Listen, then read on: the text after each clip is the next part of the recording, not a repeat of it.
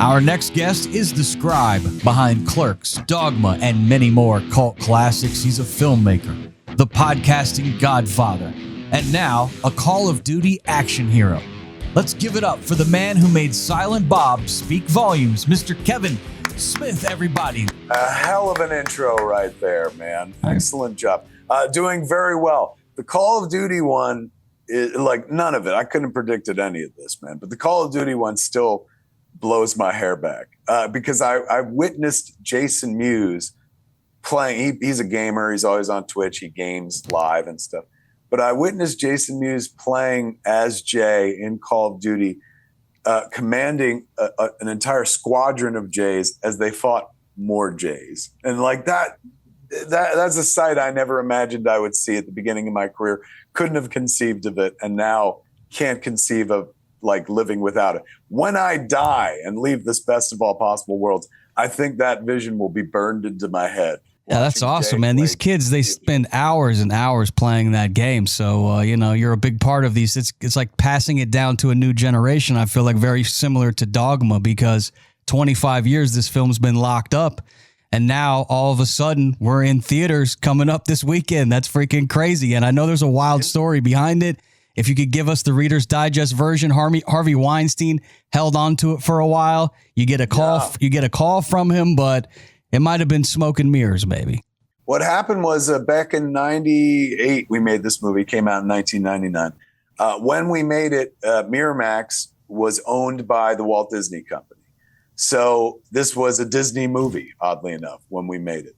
And when the flick was done, before it came out, it became a bit of a polemic where the Catholic League, a self-appointed media watchdog group, went after the movie pretty hardcore. So Disney was telling Miramax, you got to get rid of this movie.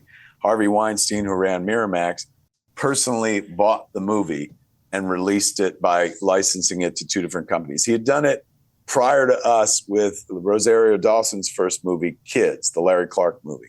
So Disney hated that movie and wanted him to get rid of it. And so he personally bought it, distributed it himself, and made money. So when Dogma happened and Disney was like, you got to get rid of this movie, he had a model. He had already done it before. So he bought the movie, allegedly, personally, and then licensed it to Lionsgate, a young Canadian company called Lionsgate, which hadn't had any big theatrical success at that point. This was before Twilight and the Hunger Games and stuff.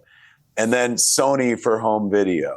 And those deals lapsed. Like, the Lionsgate deal was over after a year. Sony home video deal was over after 15 years. And I started hearing from people going like, I can't get Dogma anymore, on home video and stuff. It's like $100, $200. So I started writing. I'd left the Weinstein Company in 2008. So around the 10-year anniversary of the movie, like 2009, I started writing to be like, hey, man, Dogma anniversary coming up. Can we do something with it? Never heard back. 15th anniversary rolled around. Never heard back. Wrote, was like, hey, man, can we do a thing? Never heard back and stuff. And then what was it? It was this day, like I had left the Weinstein Company years prior, and I hadn't heard from anybody over there in years. Anytime I'd write, wouldn't hear back. Then I got a phone call, and they were like, hold for Harvey Weinstein. And I hadn't spoken to this motherfucker in like 10 years. And so he goes, Kevin, it's Harvey. I said, hey, what are you doing? And he goes, I just realized I have Dogma. We haven't done anything with it in like over a decade. And, that cast is still pretty viable. That cast is like well known. Like we could make a sequel. And I was like, yes, we could. Oh my God. He's like, at least a streaming series. I was like, yeah, man. And he's like, you'd be into that? I was like, I'd be way into that. And he's like, all right, I'll call you next week. We'll get into it. And I hung up the phone. I was so delighted. I hadn't heard from this guy in years. And suddenly he was singing music to my ears, talking about like fucking bringing Dogma back and shit. Like, let's do it. 3 days later, the New York Times piece comes out. Oh, yeah. And I was like, oh. And so he needed some money. He needed money in that moment. Well, no, but after the New York Times piece, never mind the money. That was when we'd all fucking found out the dude was a monster. So we're all calling everybody we know, whoever worked there, and be like, did you know? What the fuck, man? So I was talking to my boy, John Gordon, who worked there. And I was like, John, I don't know how to say this, but I feel dirty. He called me last week. I talked to him and he was talking about doing a Dogma sequel. I got real excited. And John goes, Kevin, he was calling to see whether or not you were a source for the New York Times piece. The fact that you answered the phone told him that you weren't. If you didn't answer the phone, he would have added you to a list of people he suspected were behind the article. So he never had any intention of doing anything with Dogma. Now, in terms of egregious things Harvey Weinstein has done, that is not even on the list. It's way off the list. It's so minor compared to what a monster he was. But I couldn't get to the movie, couldn't access the movie. He went to jail, as we all know. And so for the 20th anniversary, before the 20th anniversary, which would be 5 years ago, I reached out and wrote a letter, a very heartfelt letter to a convicted rapist, and asked him if I could buy this movie back. I was like, look, you've made many movies. I've only made a few, and this one's tied up with my childhood faith and my dead father. So I offered 250 grand. Lawyer said no. Wrote another letter, offered 500 grand. Lawyer said no. Went out and collected some resources and promises from people and was able to, because I ain't got that kind of money. I was able to write back and offer $1 million. Still told no. We heard that he was holding out for $5 million, which, with all due respect, if I had $5 million, I'd just make a new movie. You know, never mind buying some old ass movie and stuff. So I just let it go at that point. The dream was dead. Then about 8 months ago, I got a phone call from this amazing woman, Alessandra Williams. She was like, hey, I have Dogma. Do you want to talk about it? And I was like, what do you mean you have Dogma? She bought a tranche of films from Harvey that Harvey owned personally. He's back in court right now. So he needed money. And so he sold off what was left of any personal assets that he still held on to. And he owned a few movies. One of them is Dogma.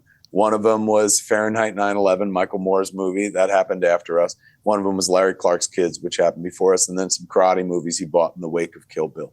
So she bought this tranche of movies for one price, sold off everything else, and then held on to Dogma. And she was like, what do you want to do with it? Gave it back to me, man. So this amazing woman who had no connection to this movie whatsoever. I tried to make this shit happen. Like at the 10th anniversary, the 15th, 20th, I couldn't make it happen. And I have connections. I made the movie. I know rich people and shit. Still couldn't make it happen. This woman who was completely outside the situation, she just grew up a fan. You had no relationship with her prior to this? Never met her? I didn't even know who she was. And I didn't discover who she was until like shit. Only a month ago, I got the full story where, she asked me, she was like, I got a short film I produced that's in the Beverly Hills Film Festival. She's like, would you go see it? And I was like, oh my God, absolutely. So I went to see it. And then afterwards I was like, hey, I got my own movie theater in Jersey, as you know, Smodcastle Cinemas, and we have our own film festival. So if you want to program your short there, we can totally put it in the festival if you like. And she goes, yeah, then my mom could see it. And I was like, oh, does your mom live in Manhattan? Because my movie theater is in New Jersey, is not far from New York City. And she goes, no, she lives across the street from your movie theater. And I was like, what? I was like, we've been working together all this time. You just thought to mention that now? She goes, well, I didn't want to creep you out. I was like, too fucking late, man. And she goes, well, this is really going to creep you out. She goes, you know Jay and Silent Bob's Secret Stash? I was like, quite well. That's my comic book store. And she's like, I used to work at Coco Paris right down the street. And I was like, who the fuck are you, man? She's just a kid who at age 10, her very permissive mom let her watch Dogma and she fell in love with the movie. So she grew up as a fan of the flick. Then she went off and had a career as an actress, producer, she's a mover and a shaker, very connected. And she saw me on the internet talking about trying to get Dogma back and failing. And she was like, oh, I love that movie. More people should see it. I'll get involved. And she did. She raised a bunch of money, made the move, reached out to Harvey's lawyers. And I guess, unlike when we reached out to him multiple times, dude needed money and was on the ropes and stuff. And so she was able to buy that tranche of movies and just to get at Dogma. So this incredible woman, guardian angel of Dogma, she saved my movie about angels from the devil himself. And I had no idea who she was up until like 8 months ago, man. It's crazy. You're forever indebted. You are forever indebted to her. What's her name again? Alessandra Williams. Alessandra Williams, we love you. Thank you. This is the you person are a goddess. Kids, if you're a would-be filmmaker and you're like, hey, man, you would do worse than to get to know Alessandra. One of the most powerful manifestors I've ever met in my entire life, man. And it just goes to show you, man, that like, you never know where help's going to come from. Came completely from outside the situation, from a fan, somebody who was just like, oh, I want people to see that. This whole situation has me, Kevin, thinking about a couple of things. One, all those DVDs that I have stacked up in my storage closet, maybe I need to hold on to those things, because if somebody takes a movie and they decide they don't want nobody to see it, and you just start thinking these DVDs are worth nothing, imagine you had the Dogma DVD right now. Weinstein couldn't have held it back. That's amazing. $100 DVD on eBay, that Dogma DVD. Physical media, I'm a huge believer in. And not just because, hey, man, what if the stream goes down? You know, I live in a world where people who like my stuff want to walk away with a souvenir. They want to own a signed DVD to put in their collection, man, to keep it complete and stuff like that. And physical media, like, got Clerks III made. We made Jay & Silent Bob Reboot, and Lionsgate put it out on home video. And then afterwards, they were like, we sold so many Blu-rays and DVDs of that movie. Like, do you have any other Jay & Silent Bob bullshit you want to make? I was like, fuck yeah. That's the only reason Clerks 3 got made, is because we were able to sell a lot of Blu-rays and stuff. So I'm still a big believer in physical media, man. Hold on to your DVDs and your Blu-rays, kids. What's the support been like from Ben and Chris Rock and Matt? As you're getting ready for this big theatrical release coming up this weekend of Dogma, have they gotten involved? Are they getting behind it for you? No, but not Seriously? in a way where they're not, yeah, but not in a way. But that sounds bad. It's not like they're against it. But Ben is like in the throes of finishing Accountant 2 press. Yeah, so I understand. You know, we were like, "Hey, man, can you do press?" And they're like, "How about a retweet? Can we get a retweet or something like that? Will they do that?" Exactly. They were. I was just delighted by the notion that old Ben Affleck in Accountant 2 and young Ben Affleck in Dogma are going to be battling at the box office this weekend. Yeah, well, that's magical for me. I hope Dogma takes his ass out this coming up this weekend. Yes. Make Could sure you imagine young Ben defeats old Ben. I know you've been very open, Kevin, about your heart attack you had in 2018. I like to do a little puffity puff of the smoke too. I'm slightly younger than you, but not by much. And so I always worry about the smoking weed. But then I was happy to read that I heard that you have not stopped smoking weed and that the weed actually helped you. This is what I read. Is this true? When I had my heart attack, and this is going back 7.5 years ago, my doctor, when I saw my doctor, like 2 days after I was out of the woods and stuff, not my cardiologist, but my GP, I was telling my doctor the story, and I was like, should I stop smoking weed? And my doctor was like, honestly, Kevin, that weed probably saved your life. And I was like, what are you talking about? It's like, when somebody is given the news that they're having a massive heart attack, you know what happens? It's like, it compounds, because that's scary news to receive. So instantly your heart rate goes up more. You were so blazed, they told you were having a heart attack, and you're like, okay, like you took it all in stride. So she's like, smoking weed probably saved your life. I was like, oh my God, I'm going to put that on a t-shirt. I think it saved mine as well, I believe. So there you go. It's much better than doing hard shit. Yes. And it's like anything else, in moderation, it's absolutely helpful. There's a way to go too far. 2.5 years ago, I was in a mental hospital. Like, I lost my marbles. A place called Sierra Tucson helped me find it. And so when I was in there for a month, like, they don't let you smoke weed in places like that, obviously. So when I got out of the joint, I was like, oh shit, I haven't smoked for a month. Let me see how long I could keep that going. So I've kept it going for a minute, and not because I was like, I was ruined by weed. I loved smoking weed, but it just became this kind of like, well, I smoked weed for 15 years straight. Let me see how long I could go without smoking. But I'll tell you, 2025 is really fucking trying me. Yeah, it's legal now in so many places. How about a gummy? How about a gummy or something like that? You know what I'm saying? Like, truly. And my wife keeps telling me, she's like, this is a self-imposed like ban. Like, nobody ever told you to stop smoking weed. Nobody was complaining and stuff. I was like, I know. I just want to see if I could keep it going. Sometimes it's important to master yourself rather than yourself master you. Well, take care of yourself, Kevin, because you got a lot of huge fans out there that love your work, and they want you to take care of yourself so we can get more movies like Dogma and Clerks and Chasing Amy. I do have a lot of fan questions. We're calling this the lightning round. So I'm going to ask you a question. You give me a quick answer. First movie you ever saw in theaters? The one that I remember seeing technically would be the Gumball Rally, but I always refer to Jaws. Jaws I saw in a drive-in, not a movie theater, so it's questionable. But all right, it's either Gumball Rally or Jaws. Favorite film that you didn't direct? Avengers Endgame. What is on Silent Bob's playlist, you think, right now in 2025? What is he listening to? There's a song. Billy Joel's Scenes from Italian Restaurant, one of the longest songs ever recorded. Beautiful song, though. And by the way, prayers up to Billy Joel. I just talked to Christy Brinkley the other day, the Uptown girl.